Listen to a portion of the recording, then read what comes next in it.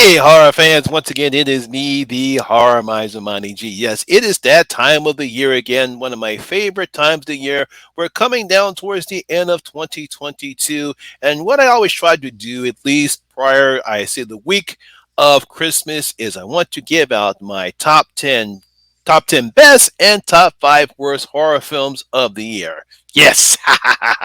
Now, as far as 2022 is concerned, we definitely had a great year of horror movies. We had some fantastic horror movies, obviously led by X, Prey, The Black Phone, Scream. We had a success. We had one of the surprise of the year, Smile. A lot of people probably going to have Terrifier 2 on their list. Yeah, definitely a great year for horror films, and I will have that video out shortly because, as always, while we have some great horror films, we also had some stinkers, some real bad ones. And always like to get the bad stuff out of the way, so this video right here will be my top 5 worst horror films of 2022. Now, for this year, for the first time, I'm going to actually have some honorable, or for this list, dishonorable mentions because I actually had a lot of bad horror films that came out this year. Fortunately, a couple of them could not reach the top 5. So these two are the two dishonorable mentions. And the first one is going to be Orphan First Kill. Now, I was looking very forward to Orphan First Kill because I love the original Orphan. I love what Vera Farmiga did and Isabel Fuhrman did in that particular film. And of course, the twist happened at the end. We find out that she's actually a grown ass woman. So I was looking forward to seeing this film. And the fact that the film producers decided to not de-age Isabel Fuhrman because she's now a grown woman. She's 25 years old. This is way almost a decade since the original film came out. So they decided not to de-age her, and I thought it was going to be a great idea. But then the film came out, and I'm waiting. Still nothing happening. And then we get another twist. I said, yes, finally, we're going to get it. It's going to elevate the film, and nothing. Poor. I don't know if it's the writing or the acting.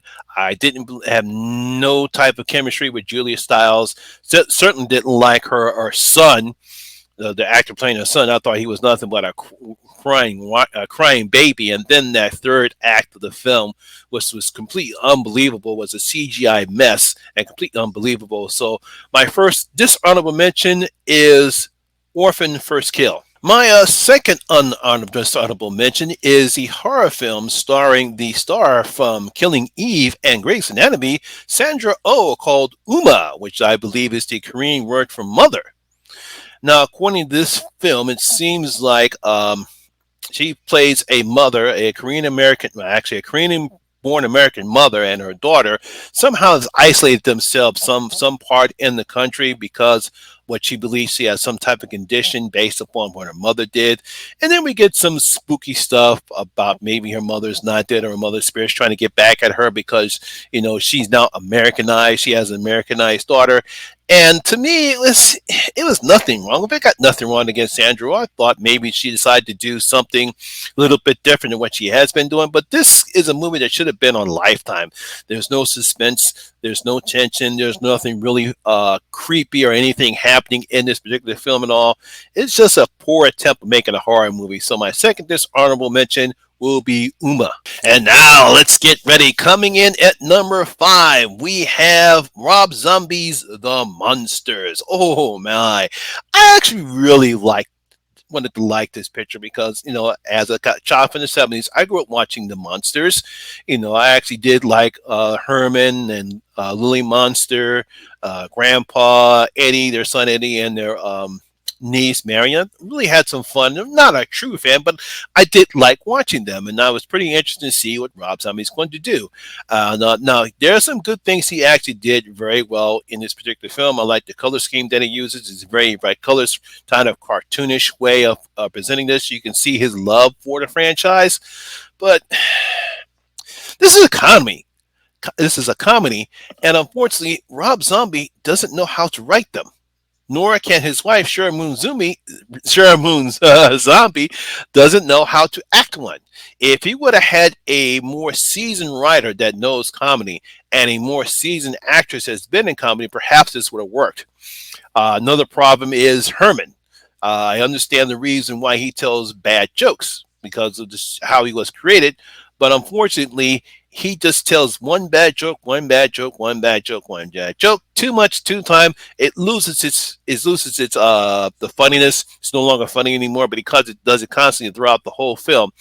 The only good thing in here is the actor that plays Grandpa, known as the Count in this particular film, because movie is just showing Herman, Lily, and the Count. We don't have Marion, we don't have Eddie, but a very, very poor attempt. So coming in at number 5 is Rob Zombie's The Munsters. Coming in at number 4, we have The Invitation. Oh, God, what is wrong with people? I guess this was a poor attempt of trying to do something different with Bram Stoker's novel Dracula. I did like the idea premise. We have Natalie Emmanuel from the Fast and Furious series. She stars as this woman whose mother's passed away, and all of a sudden she decides to do this her historical DNA search and finds out that she actually has a family that's based in England. So she decides to go there. And unfortunately, weird stuff happens. And obviously, a lot of things are not what they seem to be. The supposedly romance between her and Thomas Doherty. They have no chemistry together. It's just a very poor attempt. Very, very bad CGI. Very, very bad movie. So coming in at number 4 is The Invitation. Coming in at number 3 is 2022's Texas Chainsaw Massacre. This is another attempt once again to make a film or a sequel that is supposed to be a direct sequel to the 1974 original film. And they failed once again. In this film, we have a bunch of, I guess you can call them Gen Z or millennials. They're coming out to the old town. They want to buy off the town and then sell it off, sort of gentrify the area. And I don't know what's going on here, but for some reason, the orphanage that they thought they were supposed to have been sold, but it wasn't. And we find out that Leatherface is grown up there. And then, wait a minute. How is this supposed to be a direct sequel to the 74 film? Who's this? Why has he been living there all this time? It make no sense. So you got continuity errors to begin with. Now, I do give them credit. We do have some nice, decent gore in the film right here, but unfortunately, none of the characters are likable. I guess we're supposed to feel sorry for one of the sisters. She supposedly got caught in a mass shooting at her school, so she's supposed to feel sorry for her. But none of the characters are likable. The only likable character is supposedly this guy that we think is supposed to be a redneck, but he's actually a good guy. And I guess we're supposed to feel sorry for him. And then, of course, I don't want to talk about that ending. Oh, God. So another poor attempt to try to revitalize this franchise. The worst thing of all is that they decided to bring back a legacy character, Sally, from the first film.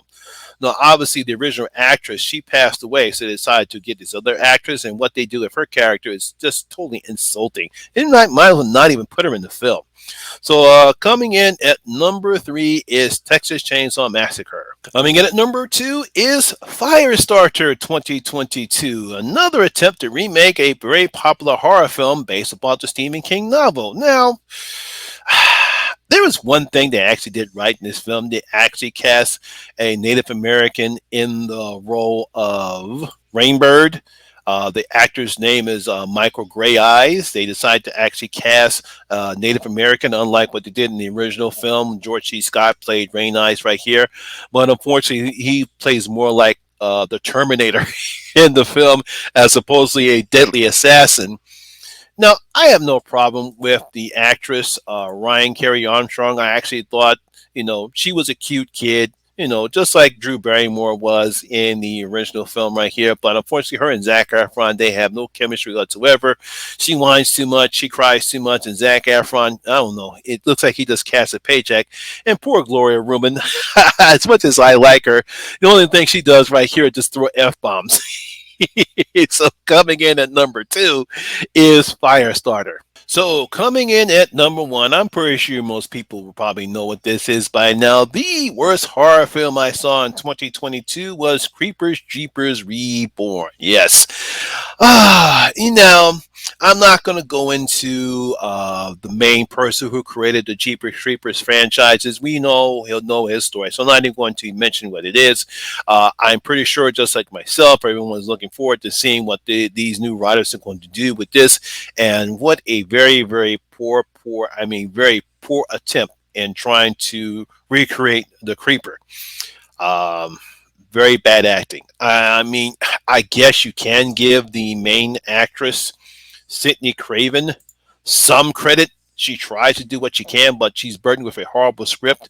None of the characters are very interesting at all. You can tell this was filmed during the pandemic, just the way how it was shot. But then that's the main problem. The first problem is that they tried to recreate the beginning of the first film, and poor Dee Wallace, I don't know what she was trying to do. Maybe she just decided to collect a paycheck, but that was a terrible insult in that beginning, trying to use the same scene and what was done in the beginning of the first film you're doing in this film. I thought that was an insult to that film. But then the problem is you got terrible makeup. The creeper looks terrible. Then you have bad CGI effects, and you can tell this was shot on the green screen because that looks terrible. I don't know what these people were doing. I mean, come on, guys. I've seen better practical effects in some of the lower budget Wild Eye films that I've seen than this one, and that's saying something. So, coming in at number one, the worst horror film that I saw in 2022 is Jeepers Creepers Reborn. And so there you have it, guys. That is my top five worst horror films of the year.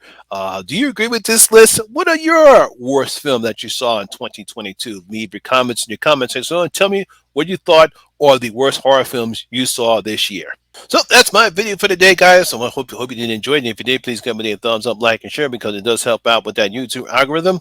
Also, if you're new here, please hit that subscribe button, ring that notification bell. That way you'll be notified anytime when I put a new video such as this one. Once again, my name is Lamont Smith, better known as the Horror Miser Money G, and always remember that horror rules. I see you in my next video. I'm out.